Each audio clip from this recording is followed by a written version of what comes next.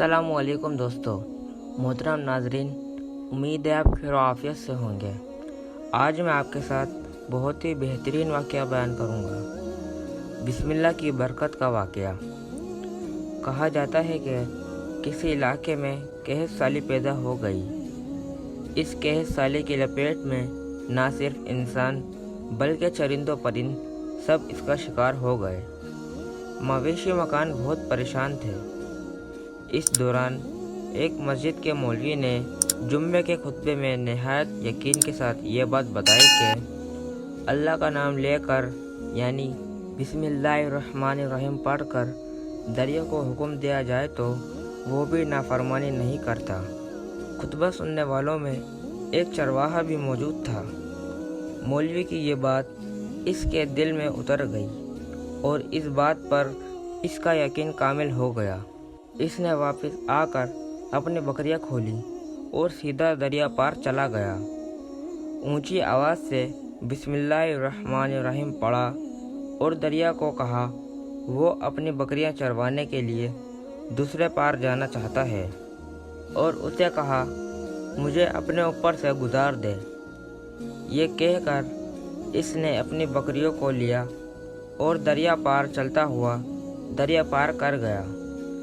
दरिया के दूसरी तरफ का इलाका घास से भरा पड़ा हुआ था। दरख्तों के पत्ते भी सलामत थे क्योंकि किसी को यहाँ तक आने की रसाई न थी। इसने खूब अच्छी तरह अपनी बकरियों को सैर करवाया और वापस लौट आया। फिर ये इसका मामूल बन गया था कि वो बकरियां पार छोड़कर वापस आ जाता और शाम को जाकर बकरियां वापस ले आता। इस बकरियों का वज़न दुगना चुगना हो गया। लोग चौंक गए और इससे पूछा कि वो अपनी बकरियों को क्या खिलाता है। वो सीधा साधा और साफ दिल नौजवान था। इसने साफ साफ बता दिया कि जनाब मैं तो बिस्मिल्लाहिर्रहमानिर्रहीम पढ़कर दरिया पार चलकर अपनी बकरियों को दूसरी तरफ चरवाने ले जाता हूँ। यह बात सब ने सुनी मगर किसी ने इस चरवाहे की बात पर यकीन नहीं किया क्योंकि ये नाकाबिल बात थी। मगर बात होते होते मौलवी साहब के पास पहुँच गई। मौलवी साहब ने इस चरवाहे को बुलाया और सारा माजरा पूछा। इस चरवाहे ने मौलवी साहब को ही हवाला बना लिया कि मौलवी साहब मैं तो आपका शुक्र अदा करने वाला था। आपने जुम्मे के खुतबे में जो नुस्खा बताया था कि बिस्मिल्लाह कहकर दरिया को हुक्म दो तो वो भी इनकार नहीं करता, तो मैं तो बस आपके नुस्खे पर ही अमल कर रहा हूँ। मौलवी साहब हैरत से इसके चेहरे को देखते रहे। मौलवी साहब ने कहा भाई साहब ऐसी बातें तो हम हर जुम्मे में करते हैं, फ़कत इनका मकसद लोगों का ईमान बनाना होता है।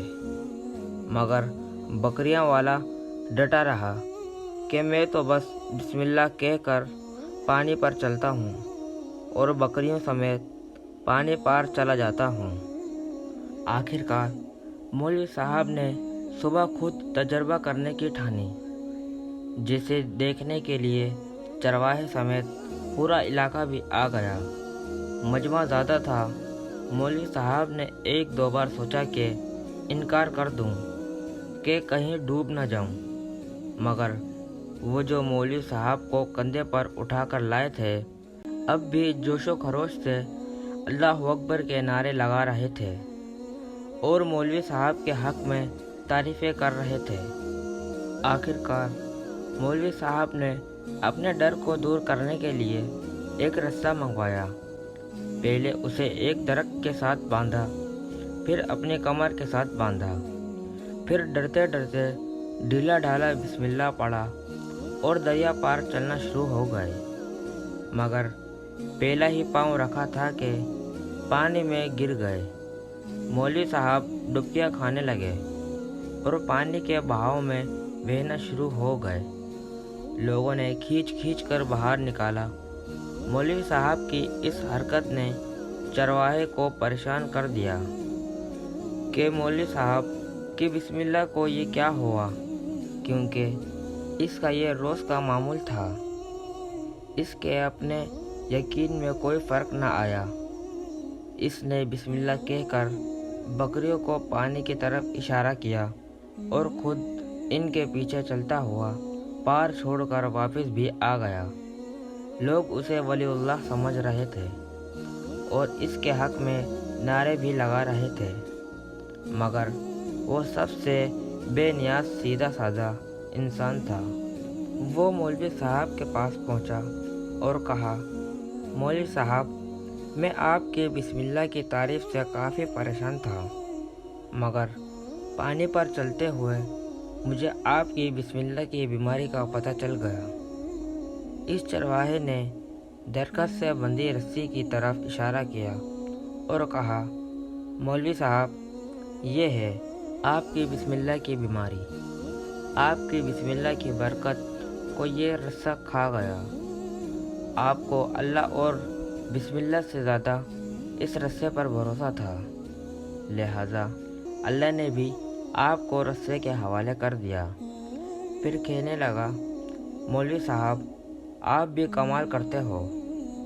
میں نے آپ کے منہ سے سنا اور یقین کر لیا، اور میرے اللہ نے میرے یقین کی لاج رکھ لی، مگر آپ نے اللہ کا کلام سنا مگر یقین نہیں کیا، لہذا آپ کو اللہ نے رسوا کر دیا۔ محترم عزیز دوستو، یہی کچھ ہمارا حال ہے۔ ہماری نمازوں اور دعاؤں کا حال بھی یقین سے خالی ہے۔